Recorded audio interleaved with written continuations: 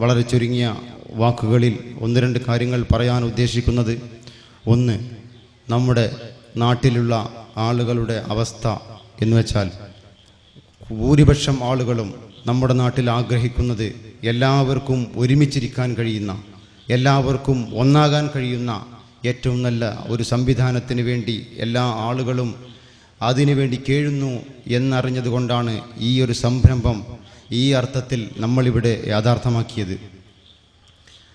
ഒന്നുകൂടി വ്യക്തമായി പറഞ്ഞാൽ, നമ്മുടെ നാട്ടിൽ ഭൂരിപക്ഷം ആളുകളും നമ്മുടെ നാട്ടിൽ എല്ലാ മതസംഘടനകളിലും പ്രവർത്തിക്കുന്ന ആളുകളുണ്ട്. പക്ഷേ ഭൂരിപക്ഷം വരുന്ന ആളുകൾ ഏതെങ്കിലും ഒരു മതസംഘടനയുടെ ആളായി പ്രവർത്തിക്കുന്നവരല്ല.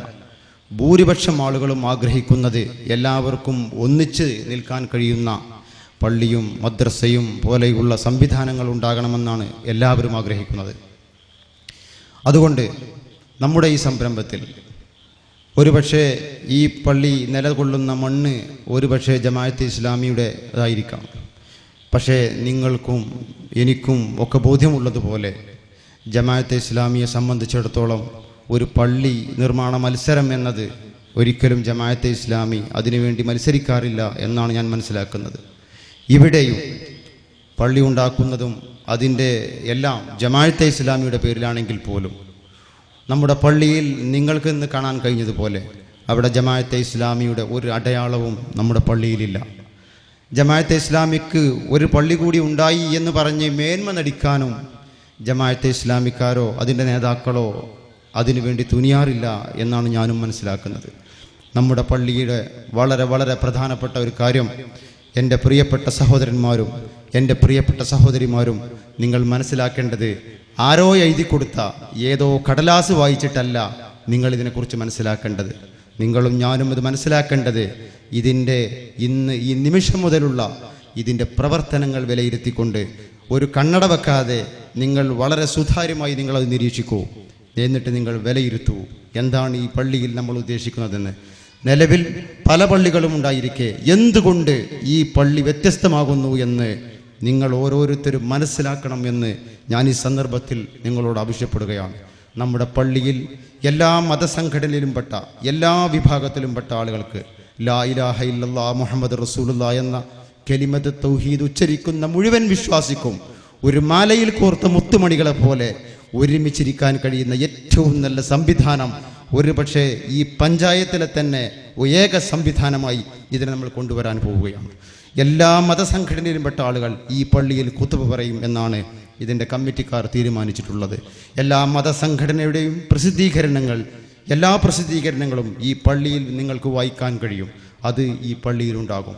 ഒരാൾ ഇമാമത്തിന് നിൽക്കുമ്പോൾ അവൻ ഏത് ഗ്രൂപ്പാണ് എന്നതല്ല പ്രശ്നം, അവൻ ലാ ഇലാഹ ഇല്ലല്ലാഹ് എന്ന കലിമത്തിൻ്റെ പിന്നിൽ അണിനിരക്കുന്ന സത്യവിശ്വാസിയാണോ എന്നത് മാത്രമായിരിക്കും മാനദണ്ഡം.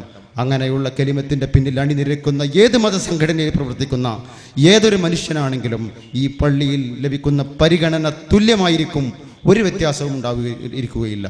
ജമാഅത്തെ ഇസ്ലാമിയുടെ പേരിലുണ്ടായ പള്ളിയാണെന്ന് കരുതി ഇവിടെയുള്ള മിമ്പറിലെ ഖുതുബയിൽ നിങ്ങൾ കേൾക്കുന്നത് ജമാഅത്തെ ഇസ്ലാമിയെ പുകഴ്ത്തിയ പ്രസംഗങ്ങളല്ല.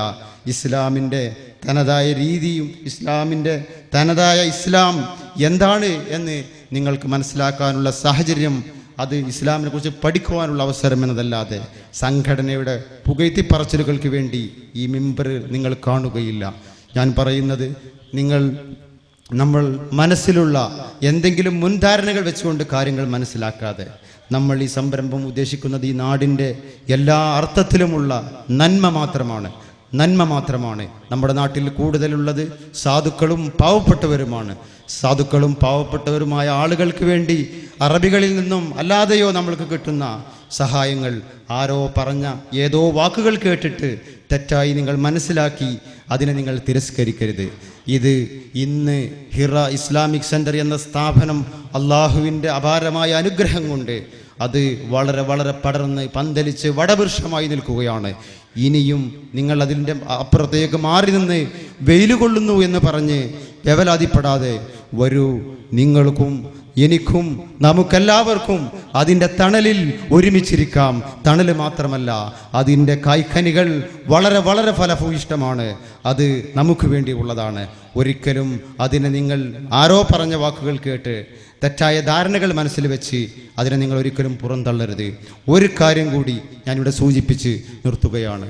നമ്മുടെ 2 വർഷം മുമ്പ് വിപുലീകരിച്ച കെട്ടിടത്തോടു കൂടി ഇവിടെ നിർമ്മിച്ച നമ്മുടെ മദ്രസ് അവിടെ നേതൃത്വം കൊടുക്കുന്നത് ആദരണീയനായ പണ്ഡിതനായ പെരകമണ്ണ മുഹമ്മദ് മൗലവിയാണ്. വലിയ സാമ്പത്തിക ബാധ്യതയോടുകൂടി, വലിയ സാമ്പത്തിക ചെലവോടുകൂടി നമ്മുടെ മദ്രസ് വളരെ വളരെ ഭംഗിയായി മുന്നോട്ട് പോകുന്നു.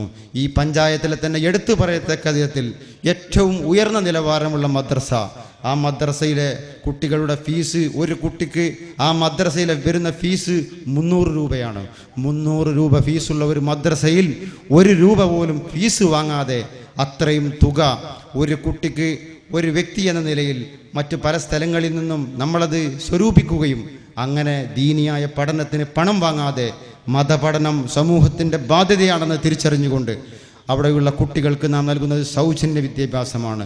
നമ്മുടെ നാട്ടിലെ കുട്ടികളിൽ പലർക്കും ഫാത്തിഹ സൂറത്ത് പോലും വേണ്ട രൂപത്തിൽ ഓതാൻ കഴിയാത്ത സാഹചര്യം മനസ്സിലാക്കിയ സന്ദർഭത്തിലാണ് നമ്മുടെ മദ്രസ് ഈ അർത്ഥത്തിൽ ഉയർന്ന നിലവാരമുള്ള അധ്യാപകരെ കൊണ്ട് നമ്മളത് നടത്തിക്കൊണ്ടുവരുന്നത്.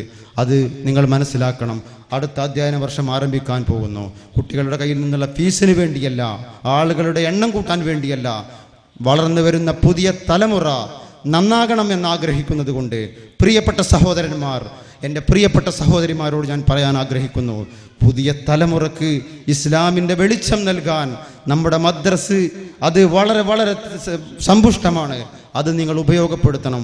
വളരെ യോഗ്യതയുള്ള പണ്ഡിതന്മാരായ അധ്യാപകരുടെ നല്ല നല്ല സപ്പോർട്ട് നമ്മുടെ മദ്രസിനുണ്ട്. അത് നിങ്ങൾക്ക് ഉപയോഗപ്പെടുത്തണം എന്ന് കൂടി സന്ദർഭത്തിൽ ഞാൻ ആവശ്യപ്പെട്ടുകൊണ്ട് നിർത്തുകയാണ്.